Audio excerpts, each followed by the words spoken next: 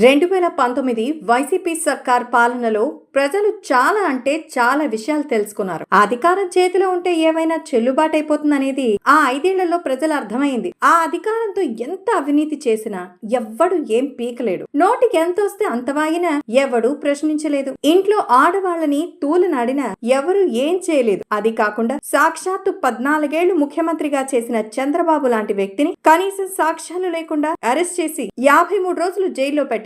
ఎంత దుర్మార్గంగా ప్రవర్తించినా, ఎంత దారుణంగా వ్యవహరించినా నీపై వేలెత్తి చూపే ధైర్యం ఎవ్వరూ చేయరు. అయితే కాలం కూడా అలానే ఎవ్వడిని వదిలిపెట్టదు. ఎవడు చేసిన కర్మ వాళ్ళు అనుభవించక తప్పదు. జగన్ జైలుకి వెళ్ళినప్పుడు పొరపాటును కూడా చంద్రబాబుని కానీ, లోకేష్ ని కానీ, పవన్ కానీ నోరు జారి మాట్లాడలేదు. అవినీతి చేశారు, అరెస్ట్ అయ్యారు అని మాత్రం రాజకీయ విమర్శలు చేశారు. కానీ జగన్ ప్రభుత్వంలో నాయకుల మాదిరిగా అదుపు తప్పి అతిగా ప్రవర్తించలేదు. మీకు గుర్తుందో లేదో, చంద్రబాబు నాయుడిని అక్రమంగా అరెస్ట్ చేసినప్పుడు అప్పటి వైసీపీ నాయకులైతే వల్లభనేని వంశీ, గుడివాడ కొడాలి నాని చాలా అంటే చాలా దిగ్గజారిన విమర్శలు చేశారు. కనీసం చంద్రబాబు నాయుడు వయసుకు కూడా విలువ ఇవ్వకుండా రాజకీయ భవిష్యత్ ఇచ్చిన గురువని కూడా లేకుండా మాట్లాడారు. అలా మాట్లాడిన వంశీ ఇప్పుడు జైల్లో ఉన్నాడు. ఆరోగ్యం బాగాలేదంటూ సహాయం కోరుతున్నాడు. నాడు ఎగిరెగిరి పడ్డ వంశీ నేడు మౌనంగా అర్థిస్తున్నాడు. రేపు మాపో ఇదే పరిస్థితి నాని కూడా వస్తుంది అనేది సోషల్ మీడియా వాదన. అంటే కర్మ ఎవరిని వదిలిపెట్టదు అన్న చందన